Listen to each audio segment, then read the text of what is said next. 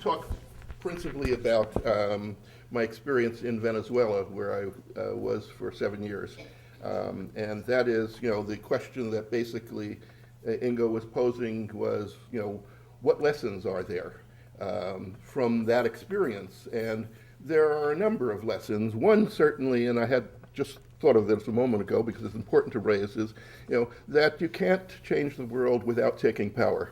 And that is, contrary to John Holloway or various anarchist theorists that you can change the world without taking power, Latin America and certainly Venezuela, demonstrate that you need the power of the state. You need the power of the state if for no other reason than to take it away from them. And you can't pretend that they don't have the army, the police, the judicial system, etc. So that's one thing that one always has to keep in mind.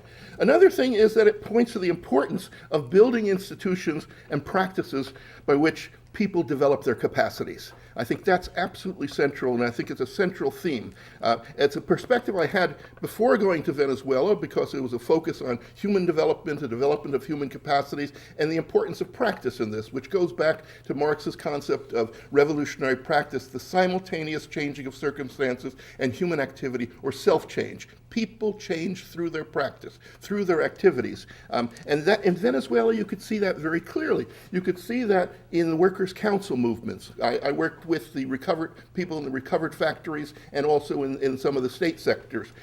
But also, you especially saw it in the community, the communal councils. These were councils created in the urban areas, 100 to 200 families, and in the rural areas, 20 to 50 families, in which they would come together and make local decisions. And this was absolutely critical to see, important to see, because what you could see from these local organizations and from the participation and protagonism that was involved in these organizations was the way in which people developed strength and dignity and pride in everything they were doing. They would get, for example, some money to patch up a part of the road. They would talk to you with pride about how they figured out a way to extend the money they had to build much more, changes roads, or they'd get a certain amount of money to build 10 houses. And you'd go to community after community, they say, we built 15 houses, and this is how we did it. We removed one bathroom from each. They didn't need 2 bathrooms. So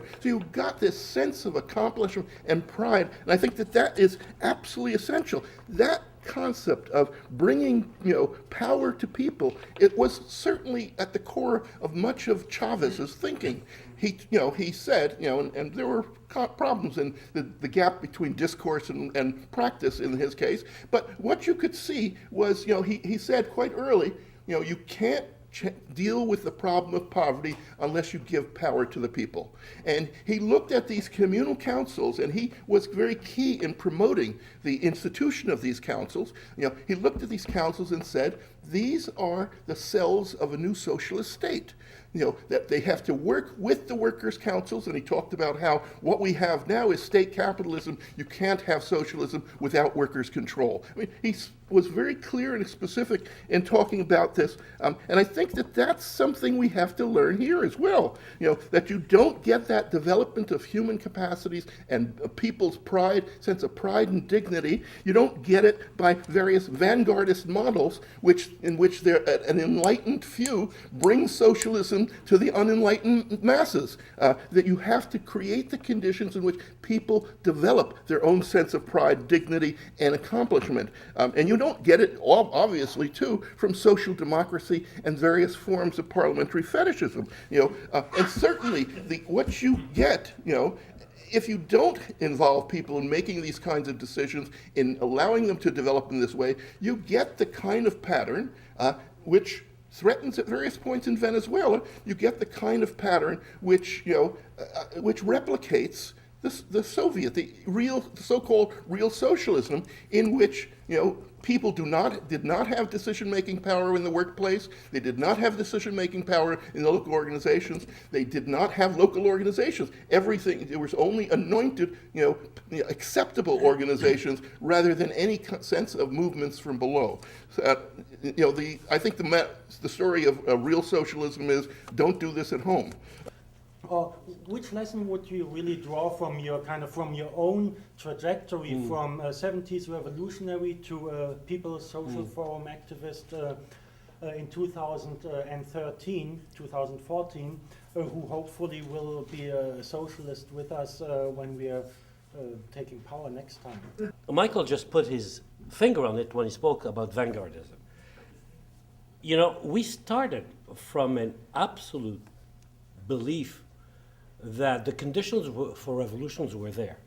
What was missing was consciousness. It's not that we didn't have revolutionary zeal, but that historical impatience can play tricks on you, and it did.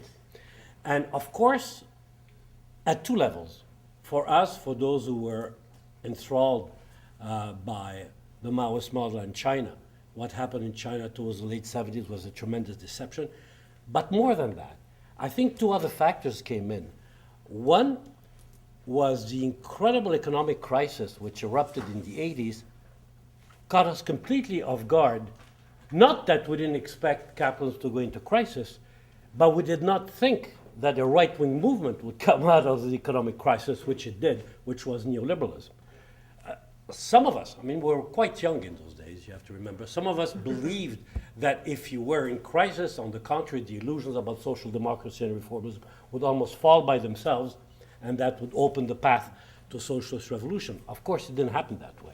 I think Michael puts the hand on it. We have to build a model of left activism, which is both revolutionary, but democratic, plural, able to integrate all these issues. Not easy to do, but I think it's part of the cultural evolution that we have to do inside our own conception of things. Now, how can you combine a revolutionary left organization, which is not vanguardist at the same time? I mean, theoretically, I'd like to do that, but I'm not sure exactly how it would function. But hopefully, looking at the Latin American model, this is something we can discuss and debate. You know, can you actually move towards transforming the system without something which acts as a command post or a vanguardist organization? This is something I think that will be interesting to look at. Is voting NDP all that can be done in BC just because there's not as much socialism in BC naturally or for whatever reason as there is in Venezuela or Quebec? Okay. Loaded question. Good luck. Good luck there. No, he knows I have strong opinions. So let me start. Most people, I think, in the room are residents of BC, and so most of you can probably think about how you felt in May of, what day was it, May 15th, the day after the election of this spring. And you know, so I'm in my 40s, I've lived through plenty of elections by now, but probably the sense of disappointment, I'm not sure I've seen that on the same scale before in my experience. I have to say, I think I felt like I was the only happy person on May 15th. There was a deep funk, but I actually didn't feel that deep funk. And I want to explain why, because I think it's part of the key to trying to figure out some of these questions, at least for us here, you know, immediately, where do we go in terms of organizing? I grew up in Victoria, but I actually lived in Ontario in the Bob Rae years, and so already had some experience of what it was like to live under an NDP government that wasn't doing the right thing, and where that led. And I also was, you know, I'm a slightly different generation. I'm a Gen Xer, born in 1970, for whom the last 10 years were really hard. You know, it was like finally in the late 90s, social movements were erupting again. There was Clayoquot Sound, there was, I mean, it was mentioned this morning, there was APEC, there was, you know, all of this, and it was silenced after 9/11, or it certainly felt that way to me. And in that decade, not only did you have kind of the crash of the social movements, but you had the rise of Blairism. and really the experience of social democratic parties and the New Way, and kind of where that led. And so when May 15th turned around, I have to be honest, my feeling was, thank God I don't have to live through 4 years of watching everybody get disillusioned slowly.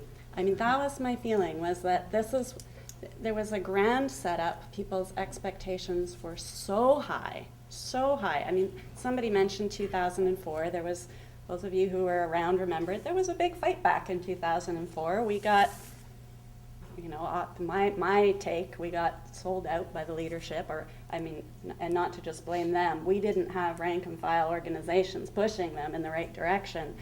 And, you know, I didn't want to have to go through the experience of seeing those expectations kind of slowly chipped away at. And so there was actually something slightly liberating at seeing them crash immediately, because that's kind of what it felt like. I actually, 2 days after that, people who have been over to the island might be familiar. We have a pretty radical city councillor named Ben Isett. And he and I are involved in trying to create something new. We're calling it the Social Environmental Alliance. And we had actually organized our first public meeting for 2 days after the election. And we kind of planned it, assuming the NDP would win, because that's what everyone thought. And so it was really fascinating to see what happened at that meeting in this kind of, you know, moment of shock that people were going through. I mean, I think our challenge right now, we just have to, we're not at the place to, you know, necessarily be focused on the, well, we have to talk about the big questions, but we actually have to talk about an organizational question, and I think that's kind of on everybody's mind here. So, you know, I'm not sure I have an answer, but I think the organizational question is, we've got those 3 groups. We've got a moment in time. How do we build something that is attractive and incorporates, but doesn't fall prey to the errors of history that we can learn as well? And that's a big, hard question. If you can change your vote when you change your mind, that is what democracy is all about. Now polling.ca. Perpetual democracy doesn't mean that you have to vote every day. It just means that you have the right and the ability to vote anytime you want. And that is what perpetual democracy is all about.